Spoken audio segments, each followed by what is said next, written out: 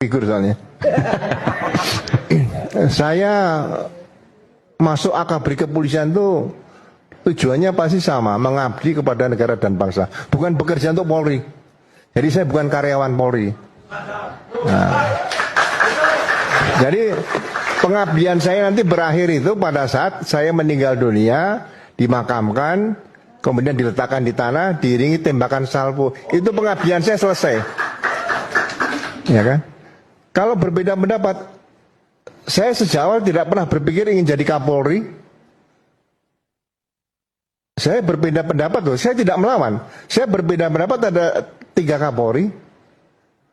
Pak Ugro pernah berbeda pendapat 3 Kapolri. 3 Kapolri. Dan itu disampaikan secara terbuka. Iya. Pak Kapolri siapa aja boleh disebutkan? Ada waktu saya Kapolda Sulawesi Tengah. Oke. Tahun berapa itu Pak? Waktu saya Kapolda Sumut. Ya, saya sampaikan berbeda pendapat itu wajar. Karena berbeda itu pendapat. Di media Pak, mohon maaf. Di media atau apa? Di media semua tahu. Bapak sampaikan itu? Iya. Dan Bapak biasanya kan kena sanksi atau? Ya dicopot. Dicopot? Ya, saya seharusnya pensiun itu bintang 1.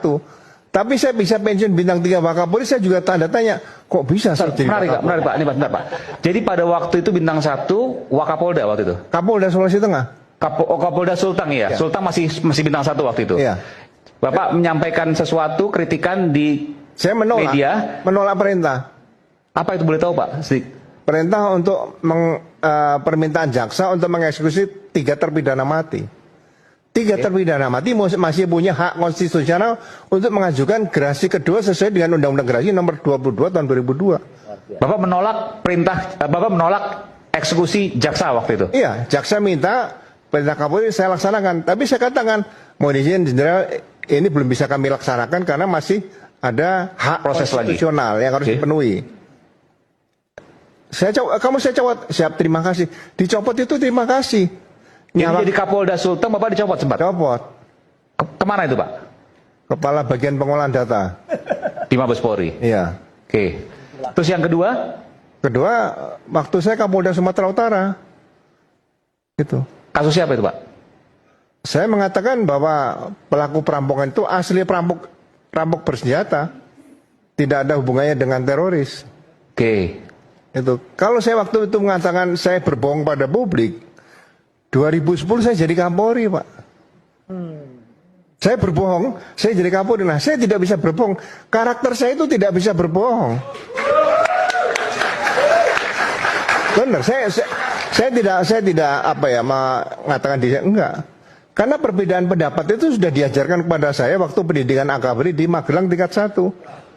Di pelajaran baris berbaris Pak. Baris berbaris itu kalau kita lagi berjalan, aba-aba pimpinan salah, nggak kita ikuti.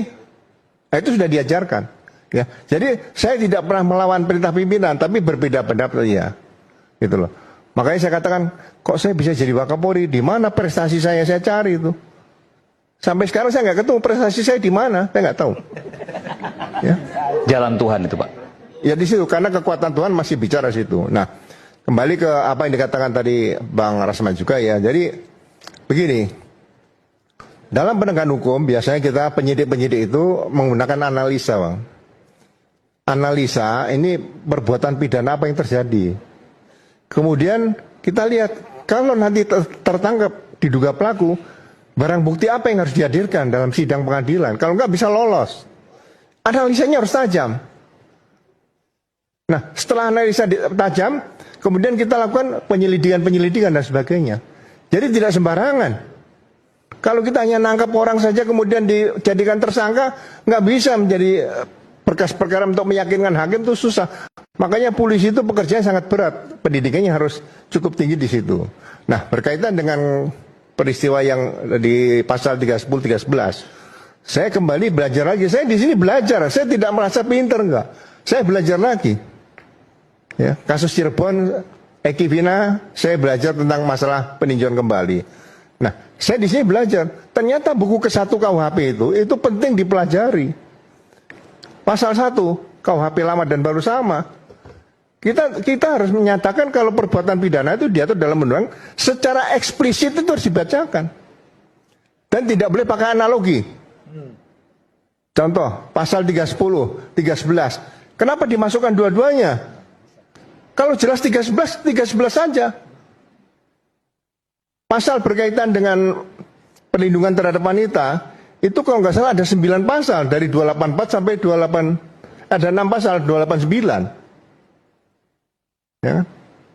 Kemudian pasal 299, 16 pasal, saya ulangi. Untuk perlindungan terhadap itu 16 pasal, tidak sembarangan. Wanita sadar disetubui, berbeda pasalnya dengan wanita tidak sadar disetubui. Itu pasalnya berbeda. Jadi secara eksplisit harus disebutkan. Itu pertama, ya kan? Nah, kemudian ada kaitan dengan undang-undang ITE. Nah, pasalnya sudah jelas. Kalau di KUHP lama pasal 63. Kalau di sekarang di KUHP yang baru 125 sebutkan kalau ada pidana umum dan pidana khusus yang diterapkan. Seorang pejabat negara korupsi tidak akan dikatakan pasal pencurian uang negara, pasti pasal korupsi. Mohon maaf loh ini saya baca karena saya bukan pinter, saya pernah baca duluan aja. Yang pinter tuh ya Pak Subari kan baca duluan, Pak. Ya. Nah, berkaitan kasus di sini, ya kan? Karena kan ada RJ kemarin kejadian di Solo itu, ya kan? Kemudian ada SP3. Saya baca lagi di pasal 79 RJ itu, Pak, betul tadi dikatakan ada kalau nggak salah beberapa ketentuan, ya kan? Satu permintaan maaf. Tapi saya lihat di Madilog Bang Egy Sujana, saya tidak pernah minta maaf. Loh, berarti RJ-nya gagal dong. Yang kedua, harus ada penetapan pengadilan kalau RJ itu. Sebelum penetapan pengadilan tidak bisa langsung ke SP3. Gitu loh. Jadi kalau langsung SP3 berarti RJ-nya tidak sah, belum acaranya tidak dipenuhi. Ya kan? Jadi bukan dikatakan mohon maaf, bukan saya katakan Pak Roy Rismon sama Dr. Tifa itu minta di RJ supaya selesai, bukan. Persoalan masalah pencemaran nama baik dan fitnah, ya kan? Itu sudah jelas disebutkan 8 terlapor, 4 LP. Bayangin aja, ada kasus 4 LP melaporkan 8 pelapor. 8 terlapor. Ya kan? Kemudian kalau dikaitkan dengan pasal penyertaan dan pasal perbarangan tadi jelaskan, mereka ini perannya 8 ini siapa yang jadi pasal 55, siapa yang 56 kalau KUHP lama. Ya kan? Penyertaan, siapa yang melakukan, siapa yang menyuruh melakukan, siapa yang turut melakukan, siapa yang membantu, nggak ada. Nah, begitu kejadian ada peristiwa di Solo, akhirnya kebingungan sendiri. 2 orang dinyatakan RJ, ya kan, kemudian di SP3. Nah, ini kira-kira di pasal 79 tadi RJ-nya yang mana nih? Di situ. Pemaafan. Loh, Pak Egy Sujana tidak minta maaf. Pemaafan. Pak Egy Sujana tidak minta maaf. Ada surat permohonan RJ oleh pengacaranya Ali Danet. Enggak, ini di Madilog kan saya Januari, Bang. Di Madilog kan saya dengar Pak Egy Sujana tidak pernah minta maaf nih. Pengacaranya. Loh, iya maksudnya. Iya, saya katakan seperti itu, ya kan. Jadi penetapan pengadilan juga belum dilaksanakan. Nah, kalau Pak Egy dan Pak Damai Hari Lubis di SP3, berarti kan sudah ada pencabutan juga. Maksudnya gimana, Pak? Pencabutan laporan dong. Terhadap mereka berdua? Ya, terhadap seluruhnya. Harus seluruhnya. Terhadap peristiwa itu yang dilaporkan, bukan terhadap tersangka terlapornya. Terhadap peristiwa yang Jadi dilaporkan. kalau 1 LP ada 10 orang, yang 2 ini kemudian dicabut, bisa dicabut kalau dinyatakan meninggal dunia. Oke, kalau seandainya di SP3 karena RJ dan lain sebagainya, Ya. maka Seluruhnya. seluruhnya harus dicabut juga. LP-nya, laporan peristiwanya itu dikembalikan, dipulihkan semula. Berarti itu semua dihentikan. Bukan diminta dihentikan, tidak perlu. Kita hanya mengingatkan. Loh, berarti tidak bisa hanya 2 saja dihentikan, yang 6 tidak. Seperti itu. Jadi sekali saya katakan, bukan akhirnya ada 2, Pak tolong dihentikan. Saya tidak pernah memerintahkan penyidik seperti itu. Ya, saya hanya memberikan saran masukan. Ya kan. Jadi kalau ada kejadian seperti saya memberikan koreksi, ya saya koreksi supaya Polri 2045 nanti tahun emas itu sudah sesuai dengan Polri harapan kita bersama nanti. tidak ada kriminalisasi. Ya, buku ke satu KHP itu dibaca secara tuntas dan jelas. Tapi sebentar Pak, saya mau tanya, kasus yang Mas Roy, Dr. Rismond, Dr. Tifa itu alami adalah kriminalisasi menurut Pak Ugro? Saya mengarahnya ke situ karena satu, pasal-pasal di buku 1 KUHP tadi tidak dipenuhi. Tidak ada istilah klaster 1, klaster 2. Di KUHP tidak ada istilah klaster. Di hukum acara pidana tidak ada klaster. Kalau disebutkan pasti pasal 55, 56. Enggak, apa pentingnya klaster sehingga menyimpulkan kriminalisasi? Ya, ini kan akan dikaitkan penerapan undang-undangnya saja dengan beberapa pasal itu sudah salah. Karena kalau ada satu perbuatan kemudian masuk dalam kategori A, peraturan pidana, ya kan?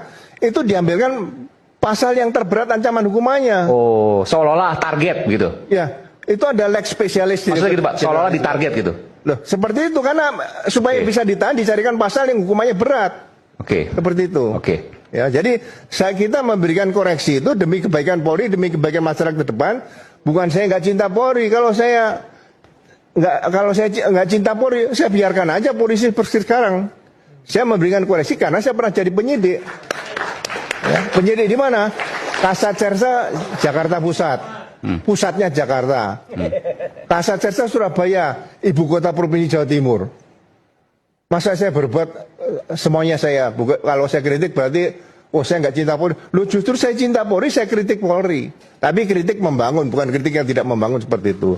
Ya, jadi hal-hal seperti ini kalau saya buka semua, bagaimana saya dipropam dan sebagainya, nanti dipikir saya cerita yang nggak usah lah. Saya pokoknya tetap Bayangkara saya itu Bayangkara seperti Bayangkara yang diharapkan setelah Polri keluar dari Kementerian Dalam Negeri menjadi kepolisian seperti sekarang ini. Bukan menjadi Bayangkara seperti zaman Majapahit, pengawal raja dan keluarganya, bukan seperti itu. Ya, itu saja Mas. Terima kasih.